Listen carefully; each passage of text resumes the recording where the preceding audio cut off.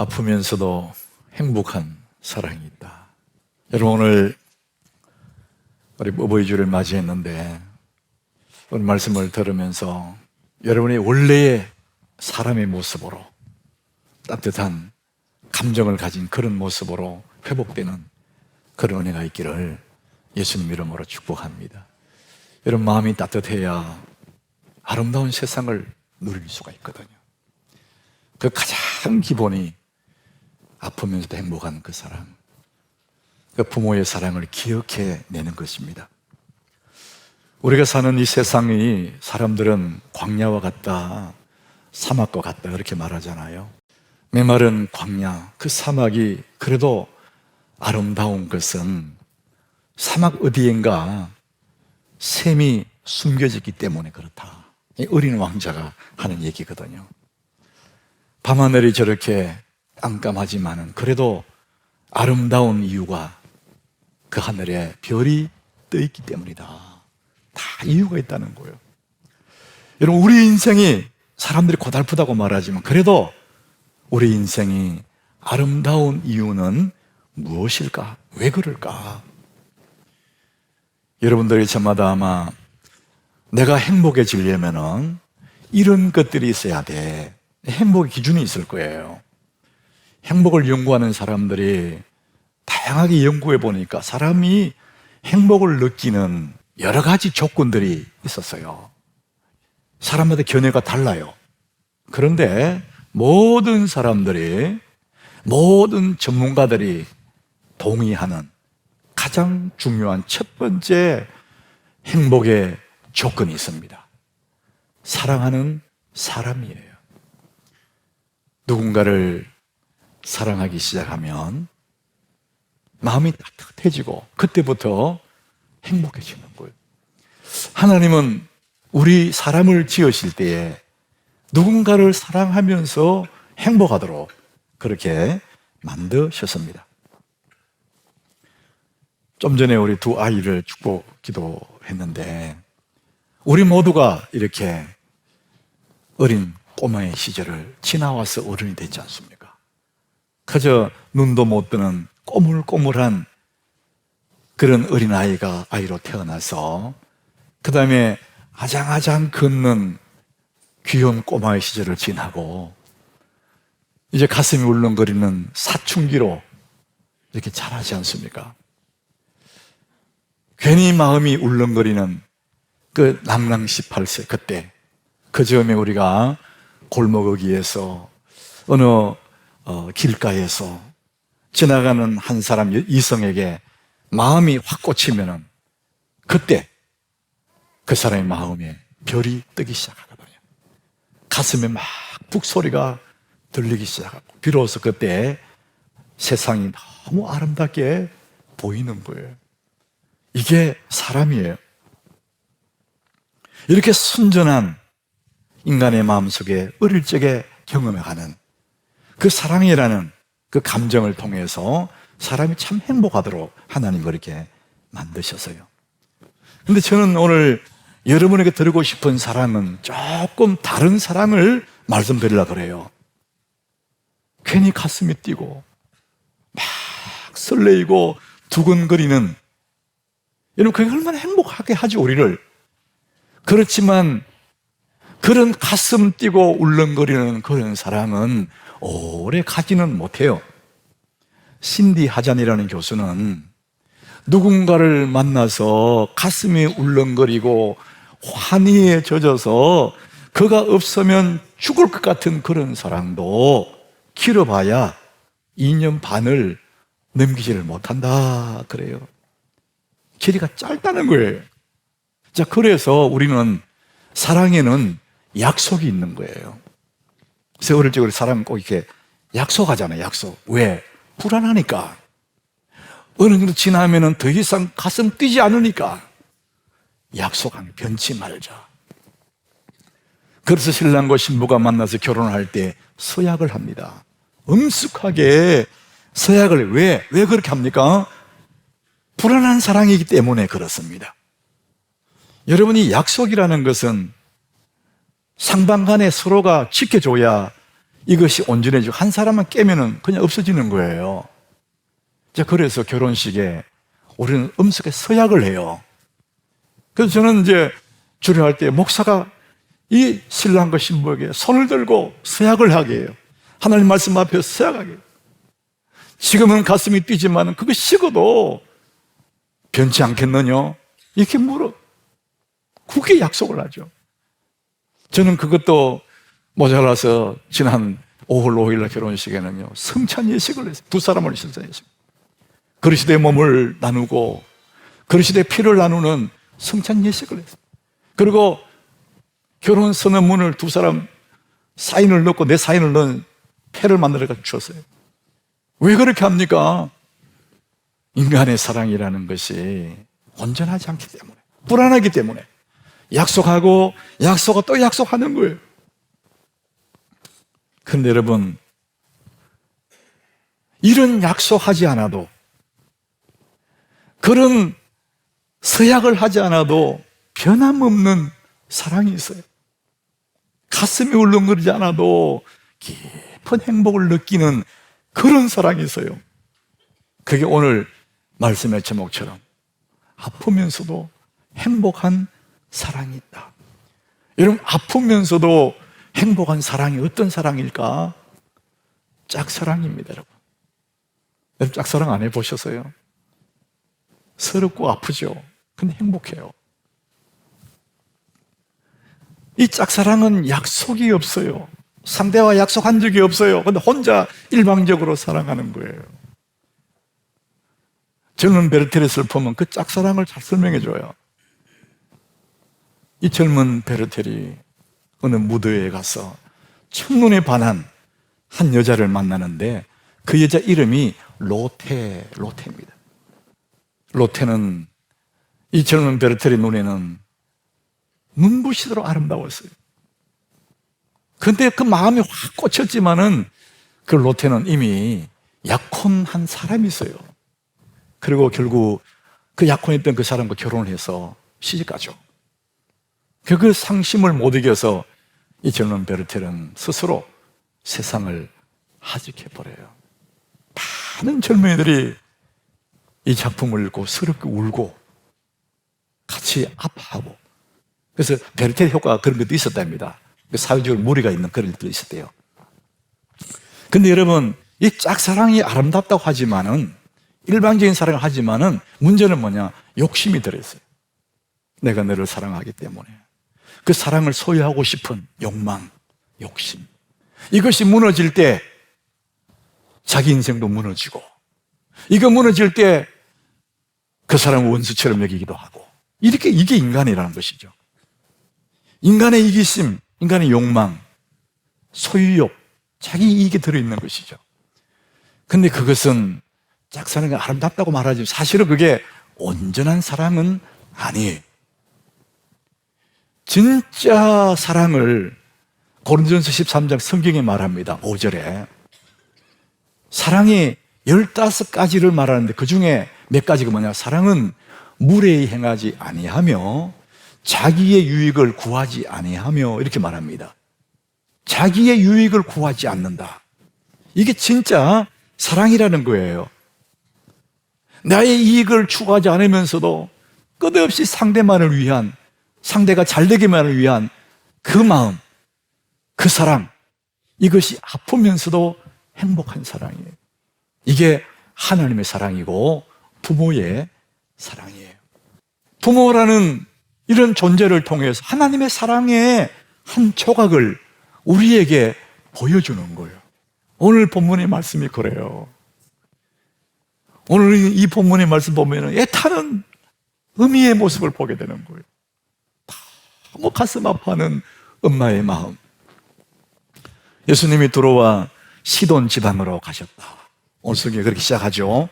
이 두로와 시돈은 이스라엘 저 북쪽 해변가 이방의 땅입니다.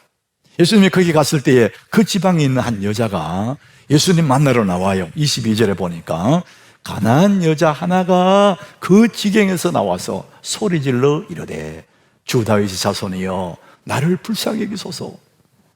이 가난한 여자가 예수님께 나와서 불쌍히 달라고 하는 이유가 뭐냐? 내 딸이 흉악하게 귀신 들렸나이다. 자기 딸의 문제로 예수님께 나왔어요. 이 여자가 딸의 문제로 예수님께로 왔습니다. 가난한 여자라고 기록했지만은 우리는 이 말씀을 가만히 들여다보면은 여자로서 예수님께 온 것이 아니라 애타는 의미로서 예수님께 온 거예요. 그 예쁘던 딸이 아장아장 또 눈에도 아프지 않는 그 딸이 잘 자라줘서 의젓한 숙녀의 모습을 돼갈 때쯤에 흉악한 귀신이 들었다는 거예요. 그러니까 절규하는 마음으로 애타는 의미의 모습으로 예수님께 나온 거예요. 예수님이 그 엄마의 부르짖음에 세 가지 반응을 해요. 자, 첫 번째 반응은 23절입니다. 예수는 한 말씀도 대답하지 아니하시니, 그렇게 울면서 내 딸을 불쌍히 달라 그러는데 주님은 반응이 없어요. 모른 척, 못 들은 척 이렇게 하는 거예요. 예수님이 그렇게 하시는 이유가 뭐냐? 그 여인이 얼마나 딸을 사랑하고 얼마나 간절한 마음으로 예수님께 매달리니 그것을 보고 싶은 거예요. 그래서 못 들은 척 했어요. 자, 두 번째 예수님 반응이 있습니다. 24절.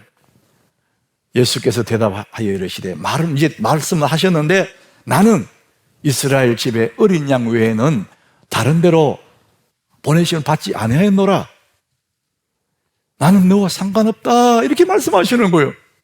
아무 말씀 안 하시더니 드디어 입을 열으셨는데 나는 너와는 상관없어. 나는 이스라엘 백성들 그 잃어버린 양을 위해서 왔지 너같이 이방 여자 위해서 온 거 아니야. 너무 가슴 아프죠. 그래도 이 어미는 얼마나 애틋한 마음을 가졌는지 예수님은 그렇게 해서라도 그 마음을 한번 테스트해보고 싶은 거예요. 세 번째 예수님 반응이 또 나옵니다. 26절. 대답하여 이르시되 자녀의 떡을 취하여 개들에게 던짐이 마땅하지 아니하니라. 세상에 어떻게 이렇게 말씀할 수 있을까? 하나님의 자녀와 이방인을 구분하는 말씀이겠지만 자녀의 떡을 어떻게 개들에게 줄 수 있겠냐? 예수님이 그 말씀을 하셨어요. 정말 참기 힘든, 자존심 확 깨버리는 그런 말씀이에요. 사람들 이 정도 되면은요, 아이 그만둬라 막 이렇게 되는 거예요. 우리가 제일 견디기 힘든 게 자존심 상하는 거예요. 그런데 여러분, 엄마에게는 자존심이 없어요. 엄마의 눈에는 흉악한 귀신들이 딸밖에 안 보여요. 자존심이 무너지고 10번 무너져도 제 딸을 살려야 되는데 이 애탄한 마음이 엄마에게 있는 것이죠. 자, 그래서 엄마의 태도를 한번 보겠습니다. 25절. 엄마는 그런 가운데서도 여자가 뭘 합니까? 예수께 절하며 이르되 주여 저를 도우소서. 주님 그래도 저를 도와주셔야 됩니다. 절하면서 이르되 이렇게 엎드렸다는 거예요. 이게 미완료형입니다. 이 절하며. 그 얘기는 뭐냐? 엎드렸다 일어나는 게 아니에요. 계속 엎드려 있는 거예요. 울면서 주님 그래도 저를 도와주셔야 돼요. 자존심 다 버리고 엎드려 있는 거예요. 여자의 이 엄마의 태도가 27절에 또 나옵니다. 27절.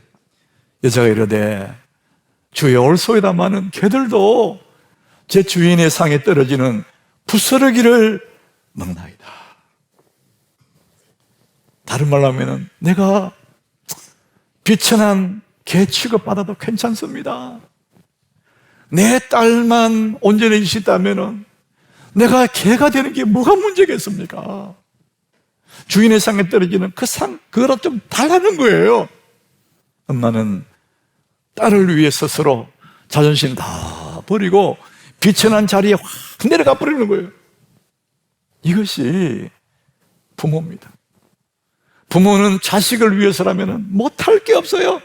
어떤 수모도 감수하고 자식을 위한 일이라면 피 흘린 일까지도 하는 것이 부모입니다. 세상의 모든 부모가 다 그럴 거예요. 저는 막내로 자라서 부모와의 살았던 그 시간들이 짧지 않습니다. 형님들보다는. 그러다 보니까 부모와 했던 시간들이 많지 않다 보니까 에피소드를 많지는 않아요. 그런데 더 가슴에 깊이 박혀 있는 것들이 있어요. 제가 어린 시절을 보냈던 그 시골은 그때의 초등학교, 국민학교죠. 국민학교는 그저 한 2km 좀 떨어져 있는 곳에 걸어서 갈 수가 있어요. 그래서 누나들 따라서 이렇게 학교 갔다가 오고 그랬었어요. 근데 중학교, 고등학교는 20리가 떨어져 있어요. 멀리 있어요. 그 자전거를 타고 다녀야 돼요. 좀 돈이 있는 집은 학교 근처에 자취도 하는데 우리는 그럴 형편이 못 되니까 저는 우리 집이 아무것도 없는 거 내가 알기 때문에 늘 부모님한테 돈 달라 소리를 못해요. 근데 등록금이 나와요. 등록금은 내야 되잖아요. 근데 돈 없는 거 뻔히 아는데 어떻게 달라 그래. 그게 100번 얘기하려다가 못하고 드디어 마감날 아침에 학교 갈 때쯤에 엄마 등록금 내야 돼. 우리 아버지는 그 소리 듣고는 야야 어제 밤에 얘기했어야지. 꼭 그렇게 말씀하시더라고요. 여러분 아침에 없는 돈이 어제 밤에 있겠어요? 근데 아버지가 어제 밤에 얘기했어요. 그 말은 너 어제 밤에 얘기했으면 동네 돈 좀 빌려봤을 건데 아침에 너 그러면 어떡하냐 이거예요. 그래도 자식이 돈을 달라 그러니까 엄마 아버지 두 사람이 다 집을 나가요. 동네 돈 빌리러 동시에 나가요. 막 나가요. 몇 집 돌아서 힘이 쭉 빠지가 두 분이 와요. 눈이 마주쳐요. 못 구했다는 거예요. 그럼 할 수 없잖아요. 근데 엄마는 포기하지 않아요. 마지막으로 엄마는 또 나가는, 엄마가 마지막 돈 빌려 가는 집이 있어요. 빌려다가 안 되면 가는 집이 있어. 동네 여기에 가게집이야. 조그마한 가게. 가게는 물건을 파는 곳이니까 돈이 있거든요. 근데 엄마는 맨 나중에 할 수 없을 때 가는 이유가 있어요. 그 가게 주인 아주머니는 입이 너무 거칠어. 욕을 잘해. 자존심 다 상하게 말해. 그냥 봄주에 빌려주는 볼. 그러니까 엄마가 잘 안 가는 거예요. 근데 자식이 달라 그러니까 마지막에 엄마는 가는 거예요. 그러면 또 아침부터 돈 빌리러 왔다가 욕하지요. 자존심 상하는 얘기 막 하는 거예요. 그래도 엄마는 막 굽실거리고 막 미안하다고 막 자식 때문에 자존심 뭐고 다 없애버리는 거예요. 아들 위해 욕먹는 거 아무것도 아니다는 거예요. 저는 그런 거 생각하면 우리 부모의 그들의 쓰고 그 너무 아픈 거잖아요. 아프면서도 행복한 사람.